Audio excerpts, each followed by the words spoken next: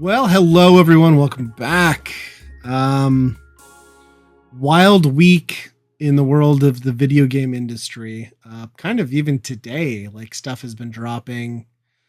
Let's just kick it off with the big one. I've seen some people on Twitter getting very confused as to what was actually announced, telling everyone that the Switch was going to be out before fiscal year for Nintendo, which would be March 2025. But what Nintendo actually said was they will unveil the Switch successor within the next fiscal year. That does not mean we'll have it. And then they also referenced, do you remember how exciting it was 9 years ago in 2015 when we unveiled the Switch 2 or the original Switch? And I was like, no, I don't remember that. I recall the lead up to the launch, but I don't recall it being unveiled 2 years before. And I guess I hope to God that doesn't mean that they're going to tell us about the Switch successor and then wait 2 more years to release it. Because that seems like a bad business move. 9 years between consoles for something that is already struggling, even with first party titles, seems rough. Yeah, yeah, it would be cool if they had it out by next year. Yes. It almost has to be. I guess they could delay it into 26, but this feels very much like an announcement where like delays have been rumored and stock prices are dropping. So let's get it out there in writing that we'll at least talk about it and tell you about it before. And then to like very cautiously be like, there will be a Nintendo Direct in June where we will not talk at all about what comes after the Switch. Because I don't know what they're going to talk about what's coming out the rest of the year for the Switch. Yep. Prime 4, maybe? That's it? Is there any more GameCube games we can remake or remaster? Well, everyone's really clamoring for that. It's right over here. What is that one called? Twilight Princess. Yes. Because supposedly that's done, tabled, ready to go, along with, I've heard rumored that Prime 2 is remastered, ready to go, and they're sitting on it. Which, sure, both of those make sense to bring into the early fold of a next-gen console when you might not have a lot of first-party titles. So, yeah, I mean, Prime 2, I could see, because that's more of an overhaul, like Prime, that first Prime thing was. Twilight Princess, they're probably just putting out the HD Wii U one, right? 100%. No. Yeah. Hey, do you want to play the Zelda where you don't play as Zelda the entire time? Buy this game. That's where I fell off on that one. Super excited for it. And I was like, I don't want to be a wolf anymore. Can I just play as Link, please? And then I thought it would be like, all right, they're just teaching me a lesson and then it'll open up and I'll be Link again. And then I was like, no, that's not happening. And I stopped playing. And I bought it for the Wii, which meant I had to buy the component cables because otherwise you had like 5 foot of draw distance and just clouds. Mm-hmm. It was really, really awesome. The Wind Waker one, everybody hated it because of how it looked, but at least that one looked kind of visually appealing. I just thought Twilight Princess was pretty ugly and generic. And just not a great story. Yeah. I thought Wind Waker was a genuinely fantastic and fun game once you get past the visuals. And I still love like the rewritten history on that and like how everyone's like greatest fucking Zelda game of all time. I'm like, no, fuck you. Like you all shit on it. Or everyone who was your dad shit on it because you weren't alive, but you now appreciate it even though you're like 19 and that game was out before you existed. So I mean, I'm all on board with like the rewriting of like history and that one being appreciated because it is a great game. Oh god, I got a pop up that's going to show up in the video. Go away. Stop being overzealous. Stupid Microsoft. Yeah, but to me, there's just very little redeeming qualities for Twilight Princess. I think it was a flawed take on where the genre should have headed, or the series should have headed. I would even appreciate, I think, Skyward Sword more than what Twilight Princess tried to do.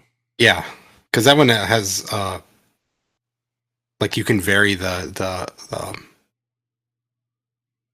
different islands that you go to, or not the islands, but where you drop down Yeah. sky things or whatever. You can vary them quite a bit, and the watercoloring kind of take that they had in that one was a little bit more interesting, I would say. Plus, it was like the first like solid beetle skin that you would see in subsequent games where he has like that rigid bowl cut and like Yep. it's modern day beetle, everybody. Yeah, I don't know. Yeah. I don't know how to feel about this news from Nintendo. It I understand why they made the announcement. I'm not gonna be one of those people that says like, yep, it's definitely coming out in the same year they're announcing it.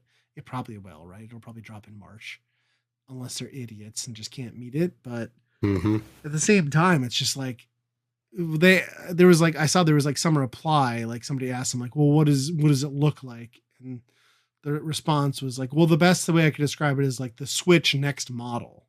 Well, that could be pretty disappointing. Like, I don't want Switch next model. I want Switch can keep up with ports from current gen hardware. You know what I mean?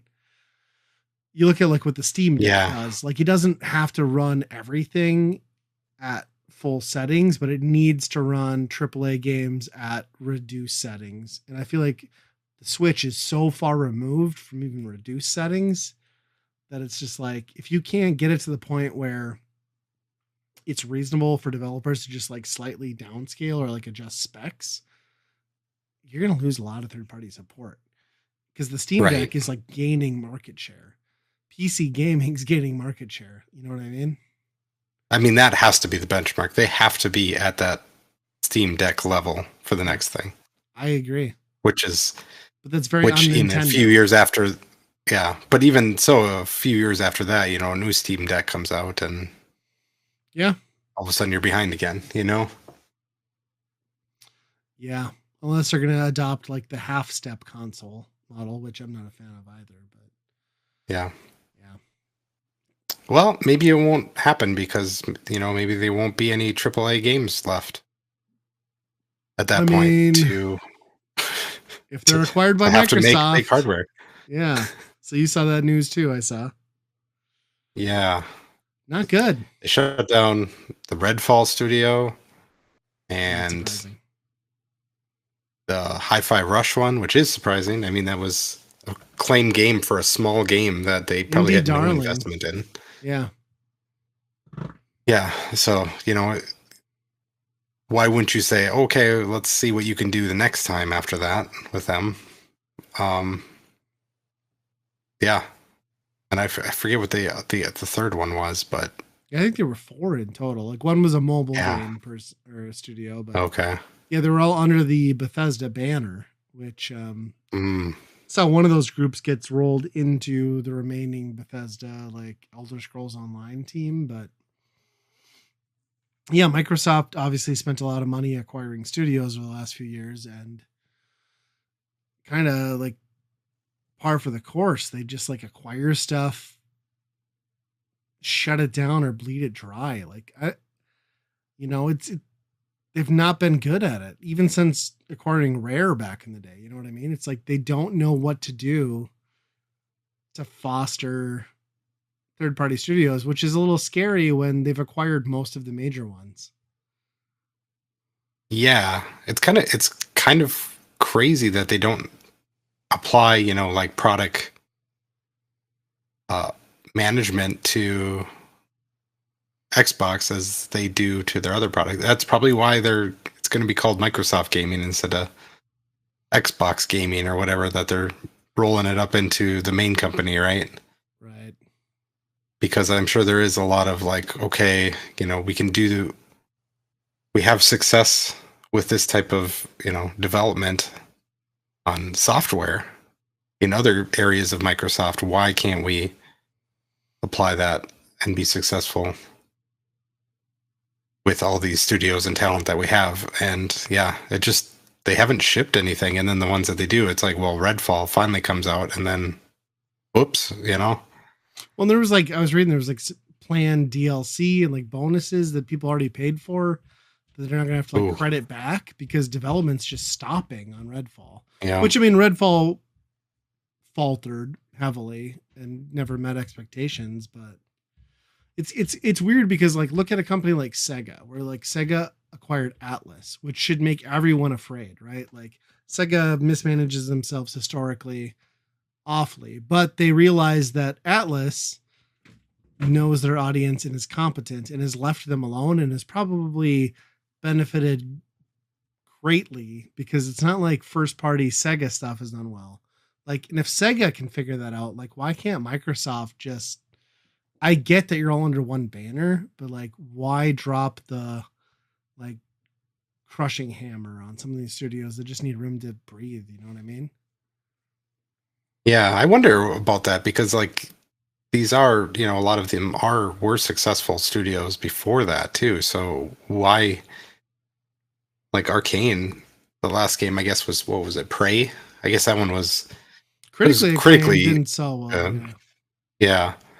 Um, if this was the main Arcane's guy, that would be a different story. But yeah, it's kind of wild that they're not having any type of real success, and then the ones that they do, like Hi-Fi Rush, they just gloss over it like it's not.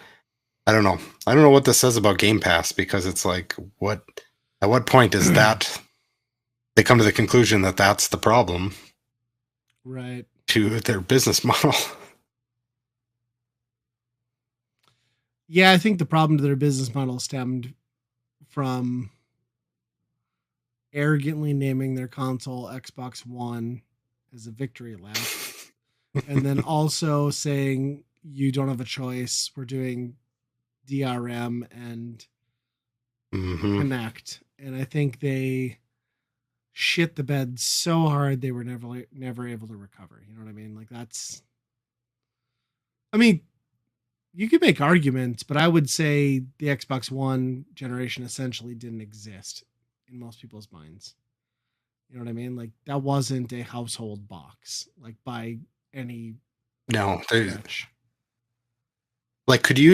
I don't know if you could name 10 Xbox One only games that were like that you could say top 10, and feel good I about. I bought as a collector who buys things cheap secondhand. I bought less than 15 games for the Xbox One, and Hmm. then once my nephew got an Xbox One, I basically grabbed that entire library and gave it to him. I've kept like 2 games in my collection because it's just that Yep.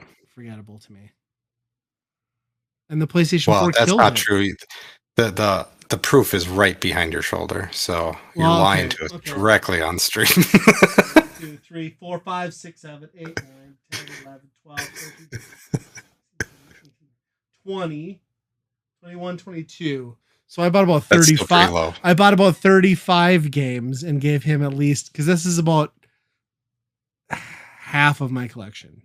Sure. Little more. Yeah. Most of those are shrink wrapped, I'll point out. Yeah. 1, 2, 3, 4, 5, 6, 7, 8, 9, 10. 10 of those games are shrink wrapped. So there you go. Yeah. Yeah, I was gonna say about 80% of mine are all wrapped up too, because it's just like stuff you got on clearance that you're like, yeah, I'll pick that up for 100%. Yeah. $8. Yeah.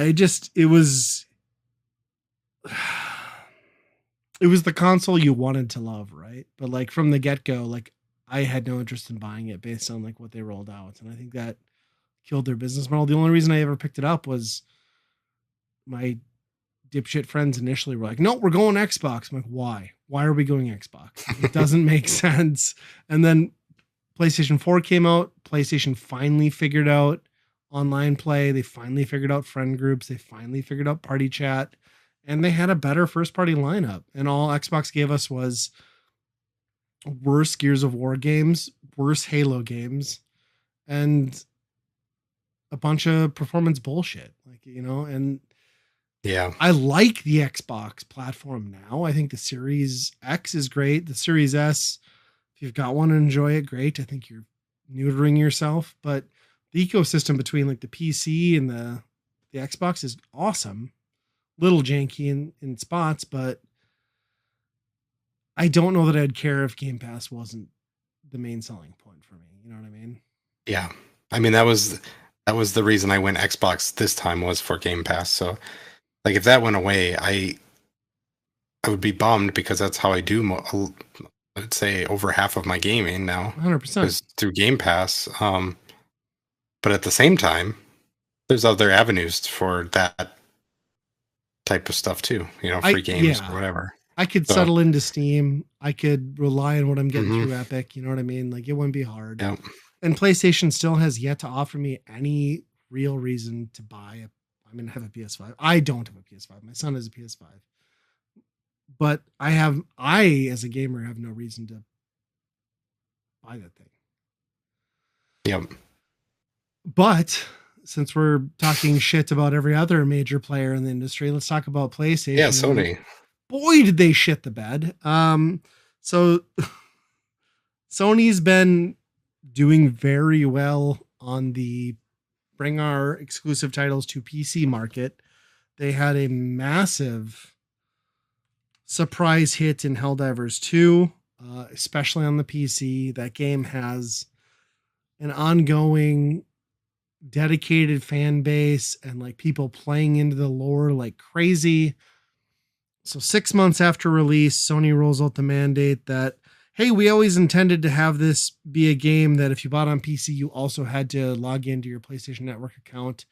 So starting in June, if you don't have one, you can't go online with the game, which PlayStation Network's not available in large parts of the world. So immediately that meant that it was delisted on Steam in like over 170 countries. Jeez. Everyone went nuts online, started threatening develop the devs and stuff. And they're like, hey, don't point your fingers at us. Like, we just wanted to make an awesome game. We didn't mandate this. And they review bombed the shit out of the game. And coming out of the weekend, Sony came out and said, like, yeah, we fucked up. We heard you. We're gonna roll this back. It's not gonna be required. But I kind of think the damage is done. I mean, in large part to Helldivers too, because Steam was issuing refunds, but also just in the trust of the PC gaming community, because it seems like Sony wants to make that a part of their games going forward, at least in any multiplayer component. And it seems very short sighted because their games, when they've ported them off of their exclusive consoles, have done very well, better than expected, I would argue, especially Helldivers 2 on PC. So it's pretty wild. You know what I mean? Like that's a very Yeah. adamant fan base for that game. I, I could see like Sony, like even before they started porting this, when like when they were like saying we're going to start bringing our games to PC, there was some slideshow that was some presentation of how to do this. And there was a slideshow showing a funnel, and at the bottom of the funnel was all these people are going to log into PlayStation Network, and that's what sold everybody on the idea, I'm sure. And Yeah. that was the one call to action that they wanted on all of this, is the thing that they can't do now. It's hilarious. Yeah, you'd think like selling hundreds of thousands of copies to a PC audience would be enough, but No. yeah. I don't know, it's just funny because it's clearly such a bad decision. You know what I mean? Like you have all like that game has been in the press since it launched. Like not a week goes by where I don't like Google something gaming news wise and like a Helldivers article comes up, and to just like realize that that's going to just destroy your fan base on the PC market, which is the largest market. I mean, I can't imagine that the PlayStation Oh no. 5 version is accounting for like more than a third, you know what I mean? Yeah. And it's a game that's based, it's such a, it's a squad based game that's like 100% based on community, right? Like you have to have groups of people dedicated to this thing, and just to not get that that was going to be bad, and then just like the egg on your face look of, well, within 36 hours we changed course. That's not, Yeah. it's not good. Kind of typical Sony though. Yeah. I remember on the PlayStation 3 logging into Steam on the PlayStation 3 What? playing Portal 2. So it's like, Really? yeah, so it went the other way at one point. I don't remember if it was required to play on the multiplayer was required to log into Steam or not. Should look that up because that would be hilarious if this was the opposite way a long time ago. Interesting. I will say the one company that can learn from this is Ubisoft, because Ubisoft requiring like their Ubisoft account login bullshit for all our games is hot garbage because Mm-hmm. their login system is hot garbage. And like, do you really think people are playing enough of your games to justify having your own like online service and requirement? But you get the digital rewards, right? Fuck that. Microsoft is retiring theirs. That should tell you something. You know what I mean? Yeah. But I guess on from depressing modern gaming news. I bought a game. It's a game I played between now and the last time. I bought Oh.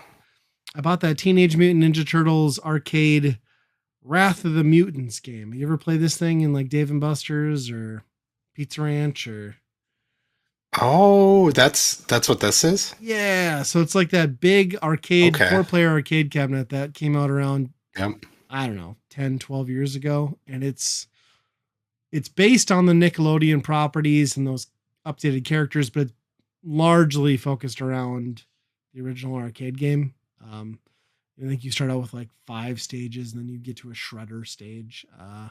This came out on everything. It didn't receive a lot of fanfare. It was $30 physically.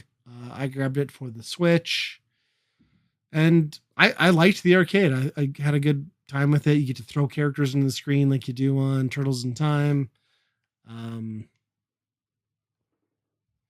Not overly inventive, not bad enough to be upset about. It's a good time. We played through I think about 3 or 4 of the stages as a family. And yeah, I like it. It's a weird thing though cuz you like have 2 bosses in every round, which is always kind of fun, but yeah, it's a perfectly acceptable updated take on a classic TMNT game. Yeah. Well, it's weird because it's like technically a new game for console, right? But Yeah, it's still like it's 15 years old. it's older than Shredder's Revenge, which Right. was excellent too. So Right. is it's probably a little more outdated than that. I mean, it looks nicer because it's not. Yeah. I mean, or newer, It's a little more modern. simple. I would say like it does a better job of pacing with like the super moves, which I think was the downfall of Shredder's Revenge for me, was just like that cooldown meter for your ultimate move was like so low that it was almost like, well, I'll just not do anything and wait for that to refill, which is a bad mechanic. Yeah. This is a little more, you got to play the game to get the reward. So, okay. I like Shredder's Revenge better, but this is still very, very good. Yep. At least at the price points. If it was $60 or $40 or 50, I'd be like, don't. But for 30, if you're a fan, it's good. Not a lot of content there, being it's a arcade game. You know, like 6 stages is not more than an hour and a half to 2 hours worth of content, but still pretty good. That's cool. Yeah, I didn't even realize those were out. Yeah. Huh. I don't think you get a lot of press, to be honest. Like I remember them saying they were going to do it, and then like I just saw it in Target and was like, ah, fuck it. Because video game stores these days have like 5 games in them anyway. So. Yeah. Yeah. Well, I actually went to an arcade last weekend. Where'd you go? Went to the Fun Zone. Poop your pants? Pizza Ranch Fun Zone. All right. Yeah, poop your pants. Kind of, I mean, I guess it kind of makes sense, but I was kind of ticked off because we went to the one in Wadena this time. And apparently the cards that you use to like put the money on them and reload and all your tickets. Yeah. are tied to that specific location. So you can't bring them to the other locations and But they're a use chain. the tickets. Exactly. Wow. I can't imagine like Dave and Buster's working that way. Maybe it does, No, but that's got to work across Dave and Buster's, right? yeah, I don't know. But yeah, I was pretty ticked off about that. Um, and that one's pretty small overall. It's just like one corner room because it's like that Pizza Ranch is like in a downtown area where it's like, what, how can you fit that in there anyway? But so yeah, I put money on the card before really looking at all the games, and I'm like, oh, this is not a lot of games to spend on. I feel like those And it's a lot of arcades, those like the press the button ticket. and you get tickets. Yeah. Yeah. Yeah, they I mean, I appreciate the fact that they invested into expanding their business into arcades during the pandemic. That seemed like a genius business move on the Pizza Ranch franchise's part. But like why they went so ticket heavy, like, they're all like ticket reward games and like less actual have fun games. Right. And I mean, when I was a kid, I was about the ticket stuff because it seemed like it was real Yeah. gambling or money or whatever, right? But there's so I feel like the ticket economy has gotten so much worse than even when we were kids. But Yeah. um I did get sucked up into coin pushers. Like I've mentioned before, I'm all about the coin pushers. Crack. Um, and I just hate the modern ones because, they don't, just because coins fall off the edge, it means nothing. It's all pointless. You don't get the coin, they don't count as tickets, it's nothing. Mm-hmm. Um, it's, but there was one there that's like these Marvel things that you get cards. It spits out cards on top, and then you get a card that Yeah. falls down. If I you like that collect one all a 10 of lot. them, you get, yeah. So I spent a good amount of money on that one because I was one away from getting like the colored ball that I needed to get the big Really? spin. And it was lodged in a way that I had to keep putting money into it. And damn it, I'm going to see it, right? Yep. So I finally do it. Big thing spins, and of course, it's the lowest thing. It's like 80 tickets. Great job. Did not feel good. But I was getting a lot of cards, and I'm like, okay, if you get all the cards, you get pretty big chunk of tickets, right? Yeah. And I have some at home, so I've been keeping them. I'm like, one day I'm going to get all these. On the drive home, I'm thinking, what if you just like buy the ones you need? Like, look on eBay, right? Okay. This is how they scam me out of this one. There is one card that barely ever comes out of the machine. It's like a Thanos card, Okay. and kind of like how Boardwalk was in the old McDonald's Monopoly stuff, right? Like Yeah. it just never shows up. People are buying that card online for like $40 to get tickets that are probably worth what, $5 maybe? I don't know. It's ridiculous. Well, the Uh base cards themselves still have a point value of like 50 though, right? yeah, So yeah, you can yeah, still you can cash cash those them in. in. Yep. That is a very But good coin yeah, pusher after I game saw though. that I was like, okay, that's the scam. I will say that's the one where you feel like you have full control over your coin drops, like into the bonus chute or whatever. Yep. But yeah, Yep. like I'm sure that's the whole thing is like, well, you get 6,000 tickets if you get the full set. And it's like, who's gonna do that? Impossible. Yeah. Yeah. There's there's probably that card is probably not even in that machine. Yeah.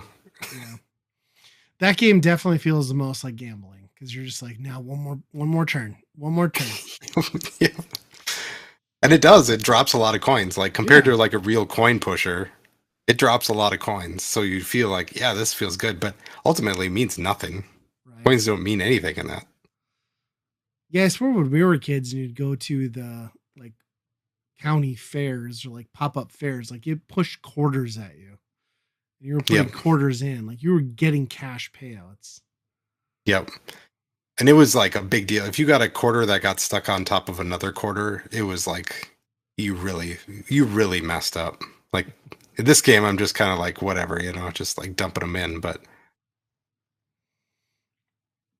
So you're not the biggest fan of Pizza Ranch arcades, is what we're hearing. no, um, yeah, that especially that one, like that was pretty small, and just the fact that you can't use. I mean, we were saving up tickets on our other card, and it's like, okay, now Yeah, it's that's split off bullshit. into, yeah, So you had to like buy whole new cards, basically. yep. Stupid. Well, I guess gambling. I had a little bit of a jackpot of my own. Over the weekend, I took my dog for a walk Sunday afternoon, and it happens to be cleanup week, which I assume most listeners are familiar with cleanup week. It happens spring around the U.S., or at least in most places, where you just throw your junk out on the curb and the city comes and picks it up once a year, so you don't have to haul it somewhere, right? So basically, people just throw piles of shit out on their boulevard next to the street, waiting for the city to come clean it up. And generally, there's like all like there are people that live for this shit, right? There are guys that like go around with trailers and they're grabbing like all the scrap metal, cutting wires. So they have like copper to strip from extension cords, and for the most part, people throw out complete and utter trash. And then anything you put on your boulevard, people grab, rip apart. Any bags, boxes, anything you've organized neatly, they will destroy like rabid, feral fucking animals. And I hate it. I put stuff out the last minute, and I still get my yard destroyed. But anyway, that's not the point. The point is I walked my dog on Saturday or Sunday, and I get two houses down from my house. And as we're walking by, I look over because there's a big pile of shit from these people who live down the street from me who live like fucking animals. Like they don't mow their lawn. The guy has like he's never cleaned out his gutters in the 8 years that they've lived there or more, to the point where he has saplings growing out of his gutters. They're non-functional. Just real stand-up neighbors, the kind of people you want, you know. If they were, the only way it could get worse is if they were sitting on their porch in the front yard, shirtless, smoking meth. Like that's about how much I appreciate these people living in my neighborhood. But anyway, they had a giant pile of shit. Not surprising. And as we're walking the dog by, I look over and I see green. I see a green DVD case. I was like, well, that's a video game. That's an Xbox game. So I'm like, oh, look at that. Video games. My wife is like, oh, you should probably take a look at that. And I was like, nah, I'll come back. Like after we're done walking the dog, I'll come back. And I was like, fuck it. I'll go look. You know, I run over there. It's a lot of Xbox games. And then there's Super Nintendo games. And then there's N64 games. And I find an NES game. And then below that is a box that's like folded up that's like full of DVDs. And I start like thumbing through the DVDs quick. I was like, this is Ghostbusters. This is Ghostbusters 2. This is Critters. This is like, so I'm like, fuck it. So my wife's like, you should probably just take all of those. It's like, yes, I should. So I'm like, I'll grab this box. You take all these video games that I've piled up in a thing, and we'll walk back to the house because we're two houses down. We'll drop them off and continue our walk. So we do that. My neighbor's probably watching me do that and think I'm a freak, but fuck them. They can't mow their lawn or clean their gutters, so they're beneath me. Anyway, I don't care what they think of me. I think their son goes, I think he's in the same grade as my son. And I've asked my kid about him. They're like, well, he's a weirdo. I was like, well, be nice to him. Like everybody's kind of weird, you know. Anyway, not the point.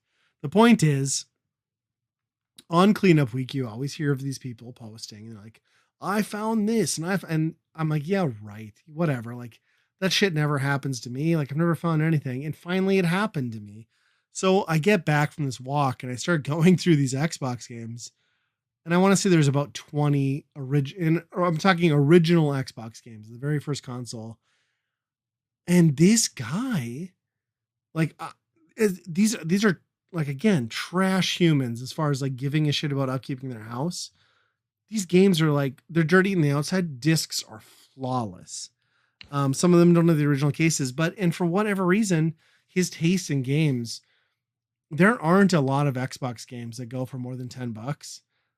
But 4 of these games alone in this lot go for 50 or more. So I got Phantom Dust, I got Call of Cthulhu, I got Resident Evil 4 The Room, I got The Suffering, and then there's a smattering of other games that are all like between $5 to $15. So like Xbox alone, I've made $200. You go on to Super Nintendo, I got Super Mario All Stars, Earthworm Jim, Donkey Kong Country. So there's $100.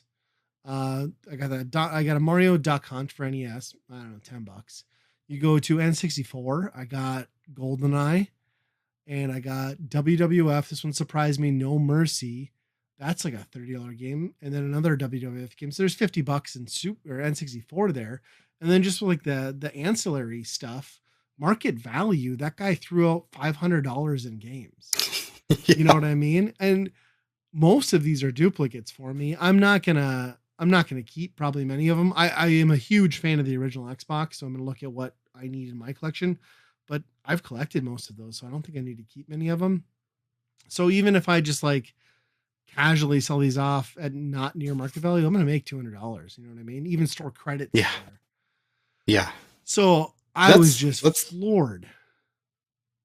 that's the I mean the Xbox stuff with it being, the games that are in it. Obviously, you don't see those games very often. So No, when you see Xbox One or the original Xbox games, they're never those. no, So that's already a wild thing. But I could see like throwing out Xbox games, right? sure, I could too. Um, but like, how do you not get the memo that old Mario games are not worth Yes. something? Yes, post pandemic, how do you not realize that your Super Nintendo games are worth a fortune? You know what I mean? Yeah, like you wouldn't take them in somewhere. And I can't believe Earthworm Jim on the Super Nintendo is like a $32 game loose. Like, why is Huh. that much? I don't understand. Yeah. Wow. But then like, yeah, I went through the DVDs and like, I think I've talked on the show before about like, I'm big into like the old horror movies and stuff. And like, this guy just nailed like I should probably go talk to that filthy bastard and be like, hey, we're best friends now, man. Cause like, it was like Killer Clowns from Mars or Killer Clowns from Outer Space. It was like Critters, Ghostbusters, Ghostbusters 2. And then he had like a ton of like the early, I'd say 2005 to 2015 range of DVDs, like all the stuff I liked, a bunch of the horror movies, the Resident Evils. And like those are great for me because that was the era where I was like, I'm paying $20 a month to have unlimited rentals at Best Buy. So like I have all these games, but they're all in a burned DVD-R book of like 500 movies that I burned Yeah. because I would go to Blockbuster 3 times a day and get like 7 movies, 6 movies. And then they always ask me, well, how'd you like that movie? I was like, great. Never watched. I like hadn't watched it, of course. Um, so he kind of like filled in the gap of like properly owning these movies that I just pirated. Wow. So I'm like really excited. And there's a bunch of the X-Files seasons in there, like super Oh excited. I wow. love X-Files. So to get those DVDs, there's a bunch of South Park, a couple seasons of Chappelle, and then yeah, just I mean, DVDs are arguably worthless, although I think that's starting to trend backwards now. Um, so yeah, just super pumped. Like I just could not believe it. I mean, it was one thing to get the shit, but then to like start going through and realize like as soon as I saw Phantom Dust, I was like, oh shit. And then I started looking up those other ones. I was like, holy crap, I can't believe that this asshole owned all these games. You know what I mean? Yeah, and just threw them out. Well, and the fact that, like you do hear about like all that stuff where, oh, I found this on cleanup day. But those people, they spent the entire day scouring the entire town looking for it. Yeah. It wasn't I'm walking my dog and I found it Right. two It's places 3 in the over. afternoon and I should probably walk my dog and like, oh crap. You know what I mean? The best part was is like later on that afternoon, I ran somewhere else and had to come back and I'm driving up my block. And there's some guy he's riding one bike. He's got his arm behind him pulling another BMX bike. And then behind that, he had a toddler bike, but then had wedged 2 more bikes on top of that to make like some weird Transformers amalgamation and was like using the tiny bike as like a bike trailer. It was honestly, it was impressive. The fact that he like engineered that to like follow behind him, but it was wild. It's like the people that just get into that stuff. I'm like, well, I guess it's great that you got bikes for your entire family, but you look like a psychopath. I've I've made it a grill out of like 3 different grills that I've gotten on cleanup Nice. week one time. Well, pro That tip, I'm worked throwing for away my about grill next a Tuesday, year. so Okay, I'll be up there and it haul it sucks home. ass. Don't get it. If you want to burn your forearms, mine's to the point where like all the burners are so rusted out that it's just like 6-inch of open flame across the front. So it's just I'm done with it. Yeah, That's a good idea it's though. I did you feel like, oh, I have to hop in the car and like start scouring then, or were you just No, kind I of like content? realized that like I had looked like I realized that I had like side-eyed something at the perfect time at the perfect place, and I was like, I'm good. Yep. And then it rained yesterday and today, so anything that had been thrown over the weekend was ruined. So I'm just Hmm. honestly, I'm just glad that well, I'm glad that I got it, but I'm also glad that I rescued it before it got rained on. So Yeah. Yep. because Huh. I'm gonna put those movies to good use, and I'm gonna flip those games and do something good with them. So Yep. and build up the collection a little bit. Yep. Hmm. Well, I took a couple steps toward thing that I've been threatening my family with was making the shed more of a gamer space in the summer, just like you. The big Have one, your outside the Morton arcade. building. Yeah. Yeah, you lucky Um, bastard. You got way more room than I do. so yeah, I've got a projector now. Um, and have a 250-inch screen coming my way Nice. to because I have a 16-foot garage door that's like 12 feet tall too, so I can hang it almost perfectly directly on the rails of the garage door, um, and it should work pretty good. That's awesome. Yeah, so we've been So what kind spending of some time out there, but projector did you get? Like a 4K or not that fancy? no, it's just a cheap like $80 one or whatever. Okay, you didn't We get didn't like want to spend too much on it, a but short throw or like any of that fancy shit. no, Yeah. no. Honestly, like those entry level $80 projectors, like don't even have replaceable bulbs anymore. Like it's almost worth it because like they do a damn near 1080p image, and the higher end projectors, if your bulb goes out, you're going to spend over 100 anyway. Right. You know, so it's like you can afford to use that thing until it just shits. Yep. And I mean, you really have to have the screen and all that other shit to really make it worthwhile too, you know? Yeah. And really have a good setup for that to make it like worth investing in a better projector too. Yeah. Um, Are you going to for me, it's invest in just like, like kind of like a throwaway experience, right? It's just sure. kind of like it's more for the environment more than Yeah. the quality of the video, right? 100%. Are you going to invest in like a sound bar at least, to like amp up the sound? I find that's like the one thing with those projectors where it's like, even if they have built in audio, like you need to like get a decent sound bar or speaker. Yeah, that's what I was trying to figure out because the only out that I have on it, you can do an RCA out with an adapter, but it's all just headphone jack, right? Right.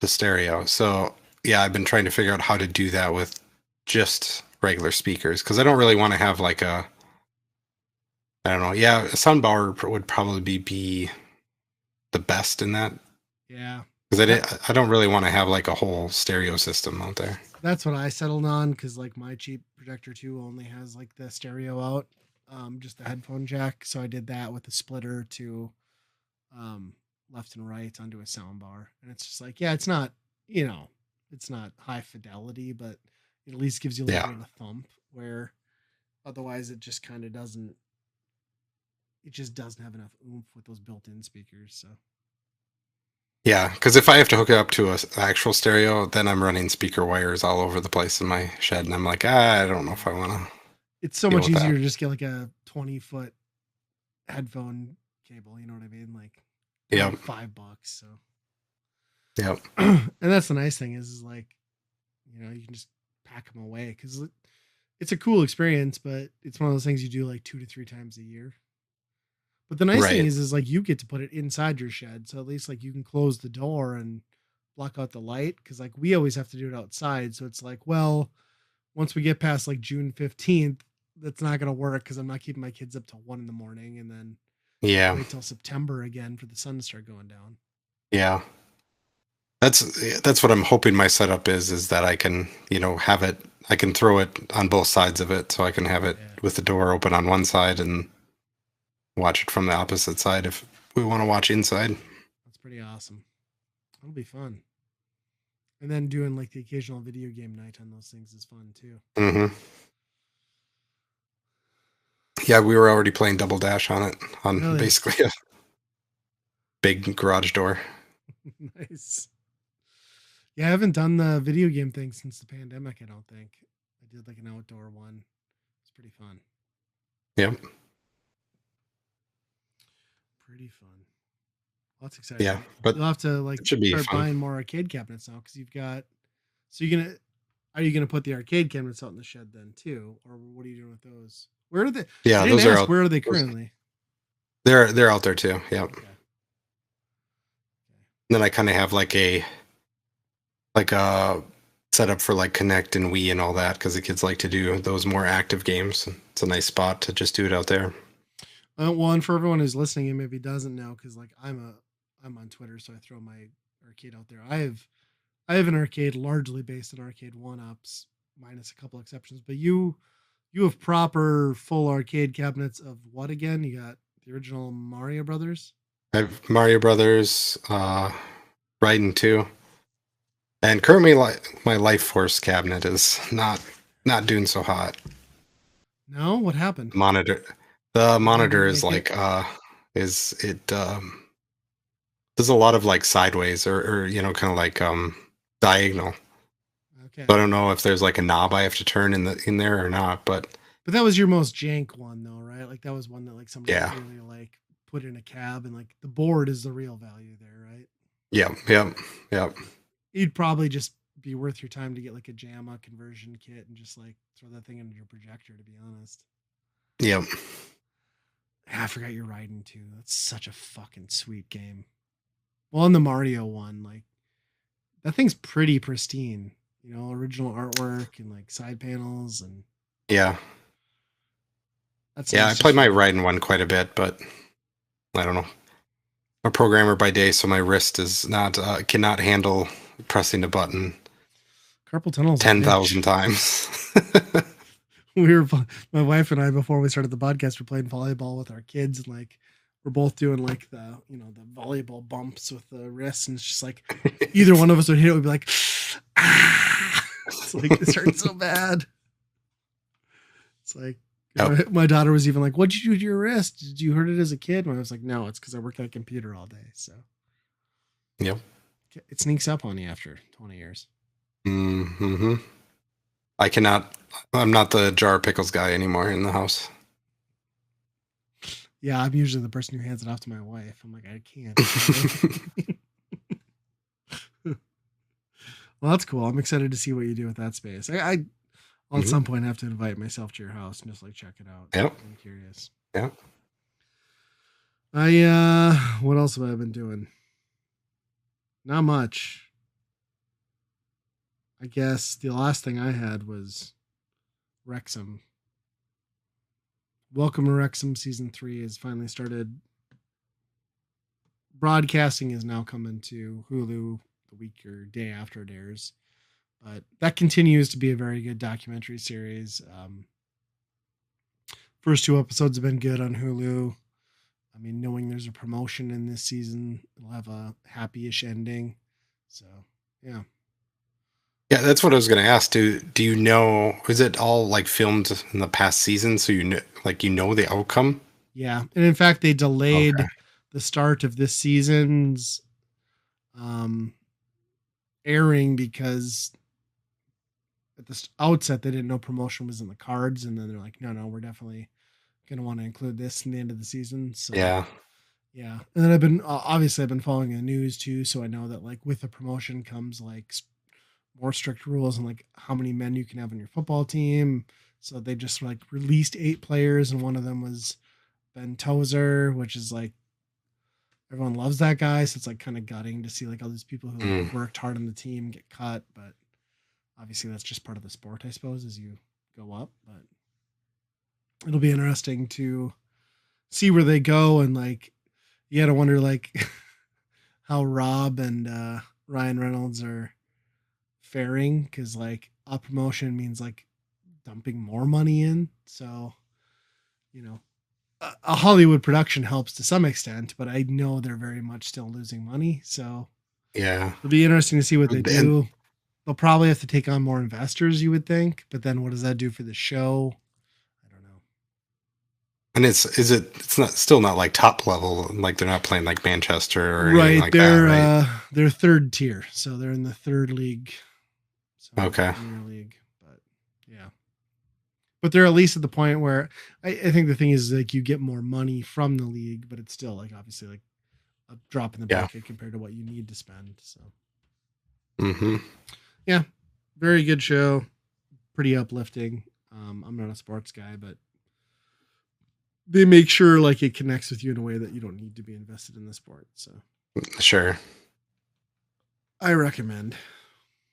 Yeah. It would be cool if they could do it like in between each week or in between each game, have a new episode, but that would be incredibly time consuming. Yeah. Yeah, and I wish there was like, I mean, obviously there are ways that you can watch the games, but I wish they would make it easier and like part of the format to like watch full games. But I also understand, I guess, why they can't. So Hmm. yeah, it's pretty wild to get Americans to care about football is tough, especially Americans who don't like sports. Yeah, that's usually not the entry level, right? Right. Hmm. But I do like Ryan Reynolds and I do like Sunny in Philadelphia. So there you go. Hmm.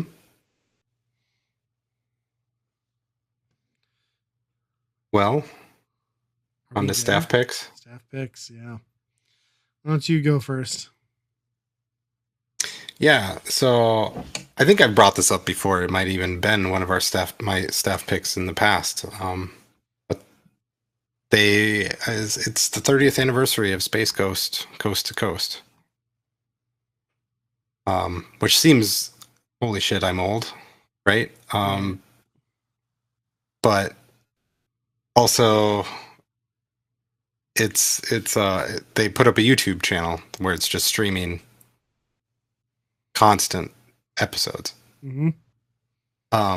So we've been doing that a lot in our household lately. Um, and the bummer part about it is like we watch it at kind of the same general time, in the evenings. And I don't know if they have like they're just going back to back, just running them straight through. The timing almost lands in the same spots Okay. every night. So it's like, oh, this is a bummer. Why don't you just like do them randomly, right? Right. Just mix them up all the time. But it seems like they're all in a row or some sort of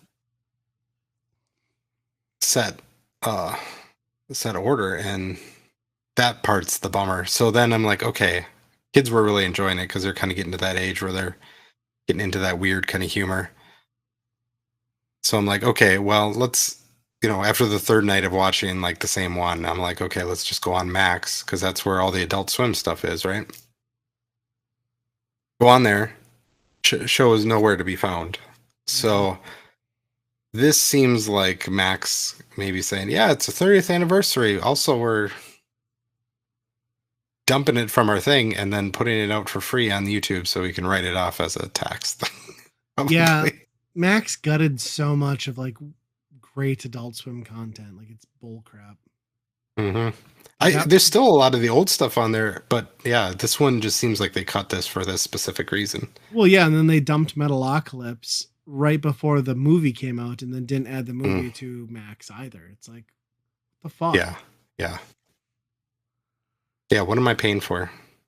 I'm But not paying for the content. Space Ghost is like probably the earliest example of like animated alternative humor, right? Like that predated Oh, like Adult Swim. It was like weird. It felt weird on Cartoon Network when they put it out. You know what I mean? yeah, and yeah, the type of humor where they just like pause. Like I don't know if I can Yeah. think of anything before that, or they'll just like Right. have characters stare at each other awkwardly. Like the awkward humor is just super abundant in this. Um, yeah, it's.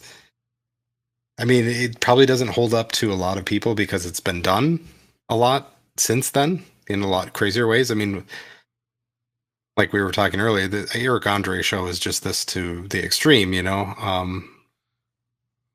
But yeah, just taking the old Hanna-Barbera stuff like they did back in the day and just turning that into An adult animated talk show with like live action guests that dropped in on like a tube television onto a TV set. Like, I mean, they would get and by big people. They get like Mark Hamill. They would get like the what's her name from Aliens. She was on one. Like, just it's wild to me. yeah, and the later the seasons get, the more like they don't even pay attention to the guests. They don't even talk to them. They're just like Yeah. Zorak's like over there just causing havoc, or there's something else going on in the studio, and it's pretty funny. However, on YouTube next to this thing was the Lost Seasons, Oh, and I had no idea this existed. Do you remember Game Tap? yes. I used to play games on it a lot because it was Really? free. That's how I Yeah. first played Psychonauts. Really? That was on there? I guess, yeah. Huh. Yeah, early 2000s they really pushed for it, and they had a huge free library. You could pay for this subscription Okay. service, Yeah. but yeah, it was like mostly like retro games. But then for whatever reason, Psychonauts is on there, and that's where I played through the majority of that game. Huh. Well, anyway, it got really surreal for me because I come to find out that like 3 years after the Space Ghost was canceled, after the second revival that they already did, they made 2 seasons specifically for Game Tap, What? just for Game Tap, and the amount of the list of guests are something else. There is an episode featuring our best friend David Crane as the guest No on Space shit. Ghost. Yes. So it was like very gamer industry guest focused. Half of them are, and then there's like a lot of music stuff too. There's like the Bare Naked Ladies, and you know they get into Okay. that, and D. Snyder, and that. But yeah, there's a lot of game stuff. There's what's the Apple guy, not Jobs, but the other one, Wozniak, Oh yeah. and Howard Scott Warshaw has an episode, and it's crazy. A lot of these Atari guys, it just seems like the group of guys that were at those conventions, maybe doing these talks, like you do see at MGC. Yeah. Well, it kind of makes sense because like Atari 2600 was a large portion of like the free catalog and like the early Atari games. So Oh, I okay, so guess I that could see does that. make sense. Yeah, Huh. That's wild. I had no idea. yeah, it was surreal watching, you know, our history with David Crane, and then seeing him on one of my favorite shows being interviewed. It was way past, you know, in like 2005, Right. which is like way past what he was doing. It's so funny too, like how good of a platform Game Tap was and how well it worked. And then just the idea of like how absurd it was that you would pay any amount of money for a subscription platform back in like 2005. But it did the thing, you know what I mean? Like now it's like, of Yeah, course that makes sense. Like Antstream is basically that. So that's pretty wild. yeah. I Totally forgot about them. Yeah, they, you know, they have an advertisement or whatever, and it says GameTap.com. So I'm like, oh, I'm gonna check this out. Goes nowhere. There's not Oh yeah. nothing on GameTap. So I was pretty excited that I was like, I'm gonna go buy this domain. Somebody still owns it, but they're not. Ah, It's just empty. Nothing's happening on it. that's pretty cool I though. was hoping that I'd be able to report to this on this episode that I was the proud owner of GameTap.com, but And you can have it just forward not on the to cards. our Yeah, podcast. we could just, yep, Great. claim we had Space Ghost. Be We awesome. could probably make a Space Ghost episode. Like,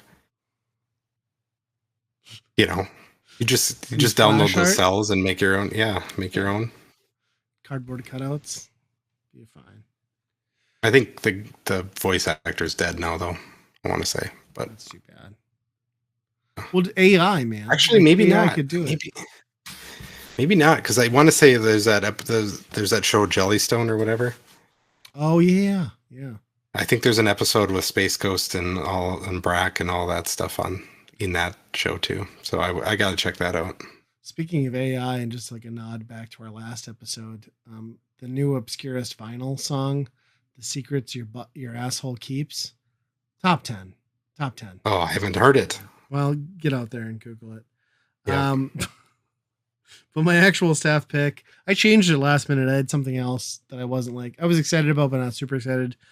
So I went with, I was on Twitter earlier today and someone was like, name the best like local small town band in your area. And I was like, well, it's The Suit, which for anyone who has never heard of them, which I would guess is pretty much everyone, The Suit was a Fargo, North Dakota metalcore band, sort of like very inspired by, I would say, A Day to Remember, back in like the early 2000s.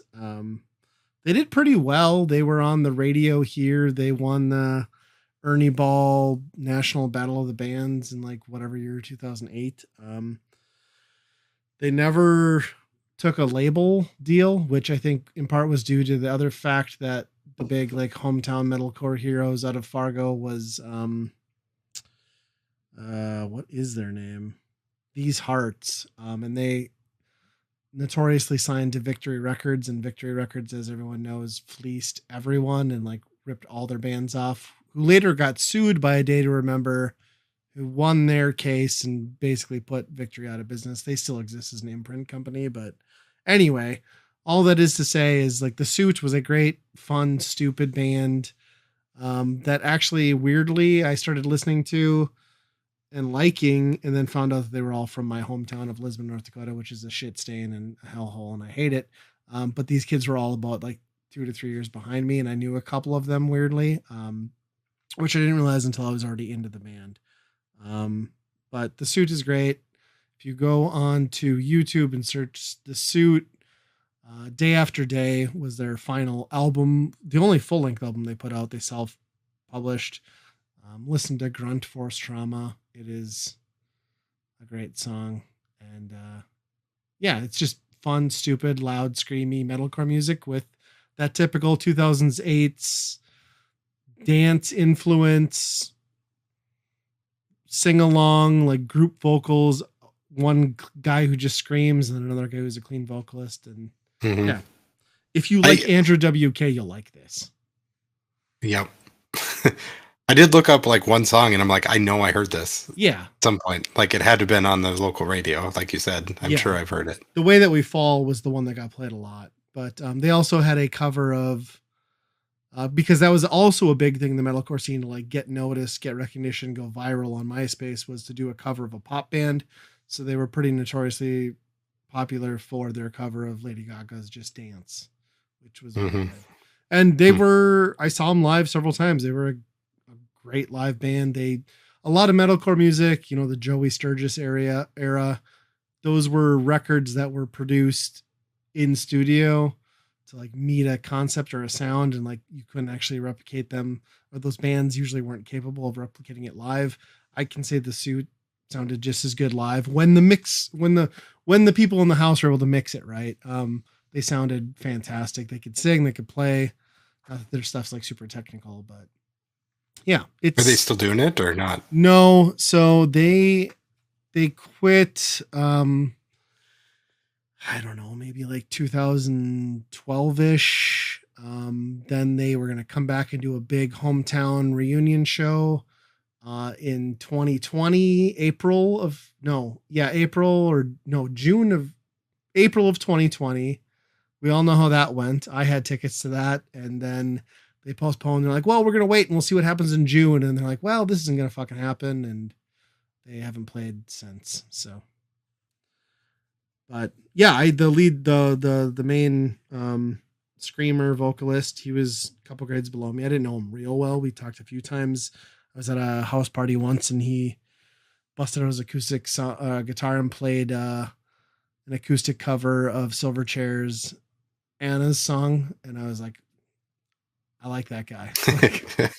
So we talked about Silverchair for a while, and yeah, he seemed like a good enough guy. But I don't know. They're a dumb band. They're a time and place band. But I feel now that like the world has come around to metalcore isn't an abomination.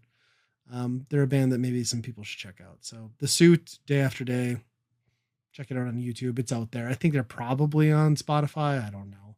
They, like I said, they never got a major label or indie label deal, so it's No, harder to but find their they're music. they're probably the only Lisbon band from on Spotify, I would say. Huh? Yeah. Well, yeah, there's another one called Go Murphy, which I also know all those guys, and they actually Okay. they piss me off. Well, actually, one of my great friends from high school, me and him skateboarded together every day, was the drummer in that band. They won the Fargo Battle of the Bands, beating out The Suit, and they do like jazzed influence, like jam band shit, which I don't know. I could fuck that stuff to be honest. Like I was pissed when I found out they beat out The Suit. But yeah, another band that they didn't get signed either, but they I don't know how the hell that worked. They applied, like entered some contest for like some national, I don't know if it was like an insurance ad or something, but they won. So like their music was like syndicated and played on like some fucking Wow. national ad campaign. But I mean, again, like, okay, you're like elevator music to the background of a, you know. But funny enough, those guys were. I'm going down the rabbit hole now and getting way off topic, but those guys were the basis of another one of my friends who skateboarded, and they were like the big hometown band when I was growing up called Cloud Nine. So it was like all those guys. They would like every pep rally and all that homecoming bullshit they would get to play, like the high school let them Yeah. play. So they would do Yeah. like Polly from Nirvana or like an MXPX song. Like I don't know, they were kind of Oh, like that's cool. they were kind of the cool kids, right? Like that was the band that everyone looked up to, and then they formed. They continued Cloud Nine, did that for a while after into college, and then they went and did different things. So, but yeah, Yeah. Huh. it was fun to be in a pep rally in high school and listen to a bunch of people play MXPX doing time, knowing that like me and 5 other kids had heard that song before. So, Yeah. I don't. Yeah. still I hate can't think of another person that would have been in my school that knew any MXPX. Yeah, I had a couple cool people that like showed me a lot of cool music, but it just like I hate even thinking back to that time because I hate that fucking town so much and like how repressing and small town minded bullshit. Like me with my blue hair and a skateboard, like I might as well have just had like a dick growing on my forehead. Yeah. But I mean, that's kind of what, I mean, if you are a punk band or whatever, that's kind of what you grow out of, or you grow, it helps you. Yeah, no, for sure. Yeah, punk rock largely, well, saved my life might be a stretch, but pushed me through some real shit. So, Mm-hmm. yeah, it's weird. Like, yeah, that whole like small music community in my shitty little hometown. But yeah. Yeah. Because how many, what's Lisbon, 4 or 5,000? Oh God, no, like 2000 tops. Like when I was Okay. graduating, maybe 2000. My graduating class was like 68 people. So, Okay. Huh. I mean, beautiful little town. Like as far as like North Dakota in general is a generally large, flat, and uneventful place, but it was in a nice scenic river valley. We had hills, we had a river, we had a lake outside of town. Kind of unusual. It just happens to be populated by about 2,000 of the worst fucking people you've ever met in your life. So my parents moved after I graduated, and I've never looked back. So place can burn. Anyway, on that uplifting note, should we move on to the weekend rental? Let's do it. All right. So the weekend rental, we pick a game for a given system. This time out, we are going with Top Secret Mission Go 13 on the NES. We give this thing a playthrough. We decide personally whether we would buy, rent, or burn that game. I believe this one came out in 1988. And it's an interesting choice for the NES because at that time, anime and manga and stuff hadn't really permeated much of our culture. So Not popularly, no. it's sort of a lost reference on Western audiences. Um, but yeah, It, I mean, it's adjacent to a James Bond, right? sure. Yeah, that's fair. I mean, it's definitely playing off a lot of those tropes. 13 is totally different than 007. Yeah, exactly. He's a specialized sniper, Duke Togo, Mm-hmm. and yeah, it's a long running manga. I think it's still going. It's from like the '60s or something. It's pretty crazy. You know, it to to see it come out on NES. It's probably like how we were like Gilligan's Island has a NES game. Like they're probably like, dude, That's what? true. You know. Yeah. Um, so,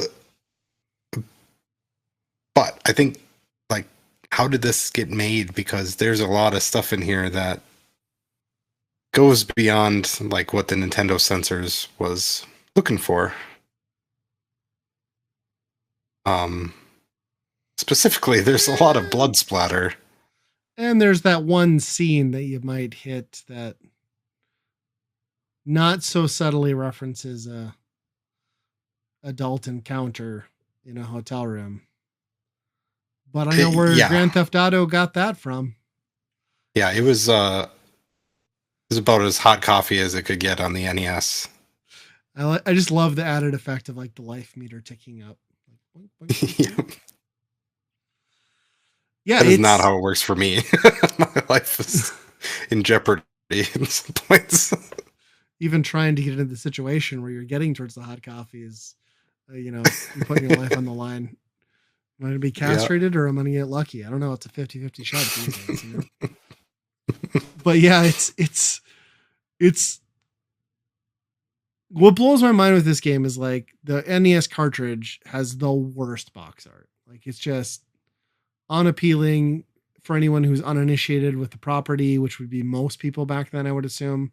There's no reason to Hmm. pick this up and play it. And then I'd argue that like the visuals in the main game, or at least the on foot part of the game, are pretty barbaric, even by 1988 standards. But the The present, action part of it, yeah. yeah, but the presentation of the rest of it is fantastic. You know what I mean? Like the cutscenes, like the art direction on the characters' faces, the story, it's all really engaging. It's just wrapped around this like it feels like this engaging story and graphics wrapped around what I would consider to be like three almost 2600 game modes, slightly more fleshed out, like in between, like because you're either in the on foot segment or you're in a sniping segment or you're in the like shooter segment, depending on the stage. But Yep. none of it is good enough to carry the game forward without like the other pieces. Yeah. The on foot one is probably the worst, I think. Mm-hmm. Um, there are more after you keep going. I don't know if you got a little bit farther than we went on the stream, but I didn't. you do end up having like a water level. So Okay. it's kind of like a shooter, but just in the water.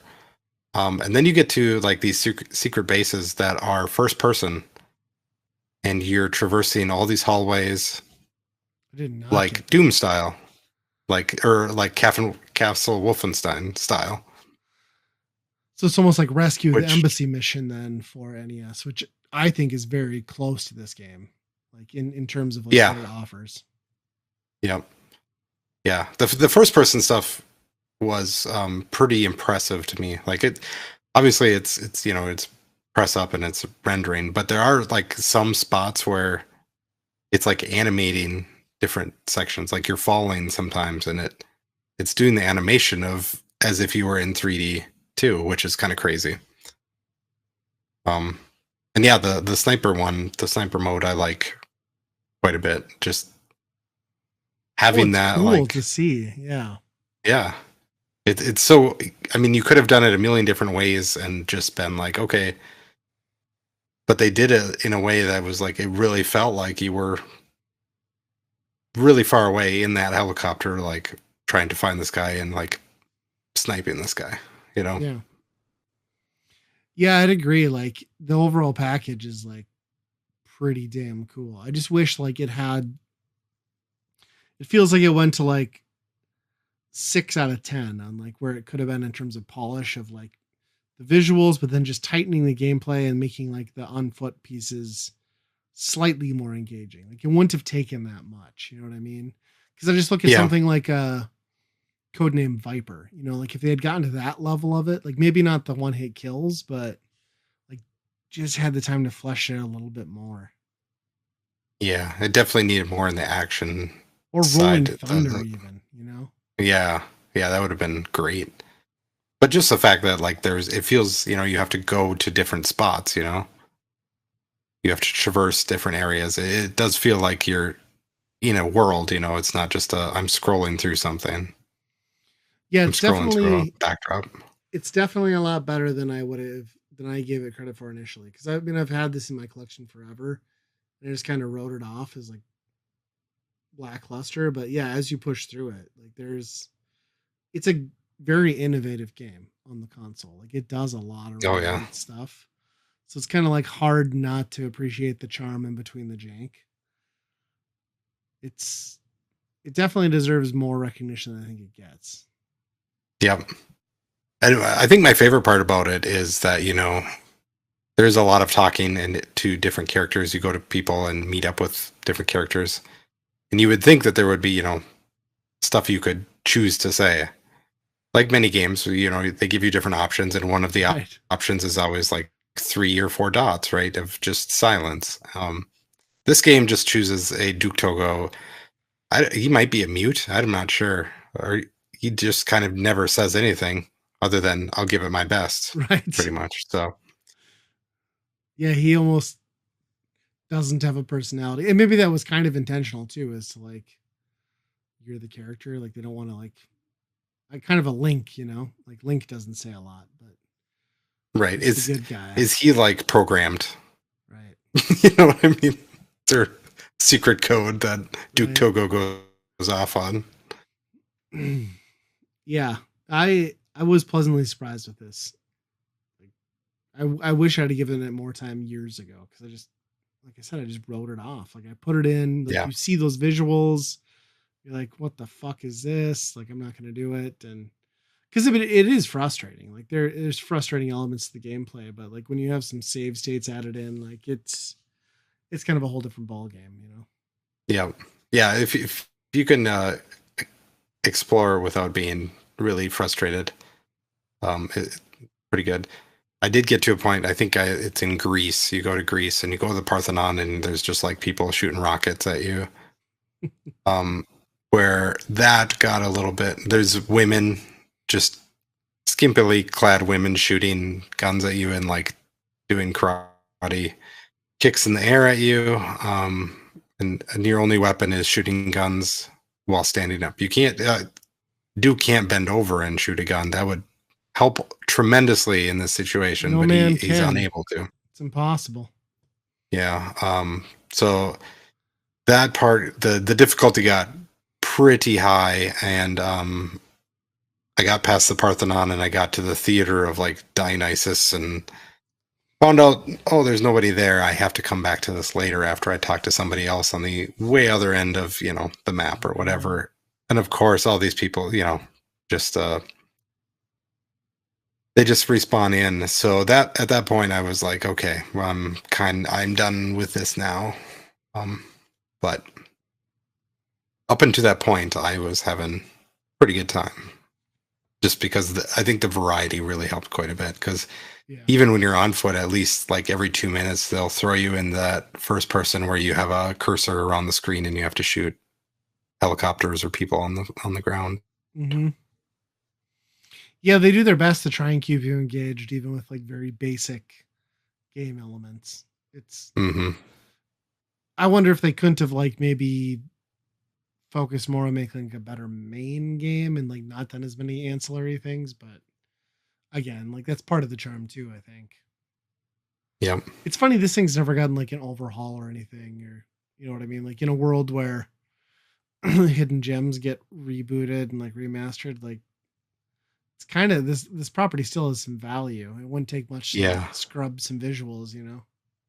Yeah. I was trying to look, so I looked up like what other, I have to imagine there's more games, which I didn't realize the Mafat conspiracy is the same. It's a sequel Yeah. to this. Yeah. I didn't know that. But then beyond that, we didn't get anything else. There was like PlayStation games and arcades and stuff like that that Japan got, which might be interesting to see how those play. Did you But see that arcade game though? Did you look at that cab? So it's a no, is light it just a sniper? yeah, it's a light gun game with like a full sniper mounted on a thing and it has like the scope and everything. It looks fucking wild. I was like, oh, I bet Wow. that would be great. It was basically like that. What was that series that was Silent popular? scope? Silent Scope. Yes, it was basically that, like with the gun mounted. Yeah. It had to have been the inspiration for it because it looked super dependent on you looking through that reticle to like zoom in on the screen. I was like, man, I want to play that cab. Because the Yeah. closest thing we got to that over here was Operation Wolf with like that big freaking Uzi. It was Yep. amazing. It's so like professional sniper is a cool dude, right? But overall, he's not like can't imagine they made too many movies about this because like what do? You know, James Bond can kind of do hand to hand. He does gun, you know, he chases after people, does all that stuff. Well, sniper gets up in a tower and he shoots a guy. I guess he gets a girl after that, but like there's no real action to it. One, I feel like he's largely missing the point of being a sniper, which is like being virtually anonymous. And this guy's just like strolling down the street and everybody knows who he is, which seems like probably not the best if your occupation is sniper, but I don't know. Maybe I'm wrong. Oh, at least my Duke Toko had a hair trigger too. So as soon as he saw anybody that resembled a human, there was a bullet flying. Luckily, they just inexplicably pass through pedestrians and don't kill them. So Yep. there's no penalty for that. I do. That is the one game mechanic I like. Is like obviously everything you get hit with causes you damage, but it's also nice that every kill you get gives you hit points back, which is a nice. Yep. That's a nice game mechanic. You know, like Yeah. you can struggle, but you can claw your way back out. For what year this came out, there was so many ideas in here that really didn't always work perfectly, but it really set a tone to like, oh, this they were going for something here. Yeah, yeah, for sure. Well, what do you think? Byron Burns scale. What would you give this one? I think I have to give it a buy just because of that fact, because I think I mean there's a lot of NES games that just don't give you this type of variety and like real like immersion, I would say. Sure. It's a really immersive game into that character. Which is really cool. I like that in games already. So to see an NES game pull that off in any meaningful way is pretty cool. And is it the only NES game with blood? I mean, I guess Bionic Commando has that scene, but there's It's not a lot. when you're in that base and you're shooting all these guys, it's straight up like blood splatters everywhere. Yeah, it definitely pushed the boundaries of the rating system. I'm sure. I don't know how it got through Nintendo, to be honest, but it's cool that Yeah. it did. I don't know if I'd go buy. I would say for sure rent. Like I think everyone needs to give this thing some time and like sink more into it than just the surface level stuff, which I'm guilty of back before this. I just think it'd be like one of those good experiences that it would surprise you, right? Like it looks like a generic game. You know, you'd rent it, get it home. It looks like a piece of crap kind of from the outset. And then you get into it and like, oh, there's actually something here, you know? Like this seems like one of those really fun rental type games to me. I don't know that I would need to go back to it after experiencing some of the highlights, but it's still better than average for sure. Yep. Yep. But I guess with that, that's another buy rent burn in the books, and another episode down. So It is another episode. In honor of this, I almost just want to make this like a silent outro, just like Duke Togo style. Just don't say anything. But do my best. I'm not saying anything. yeah, I'll do my best. The world's on the line. I'll do it. I guess I'll do my best. But yeah, you can find us on Twitter, and we're also have an email address at weekendrentalpodcast@gmail.com. We stream on Twitch on our off Tuesdays. Yeah. So this upcoming Tuesday, If if you're listening to this, yep, when it comes out, will be so a few days. We play our buy rent burn. This last time we played obviously Go 13, and our goal was to get to the hot scene everybody wants to see. It was almost too hot for Twitch. We had to shut it down quick. We didn't want to get our channel shut down. But temporary ban. yeah, that's at Twitch TV /weekend rental. But until next time, be kind, rewind.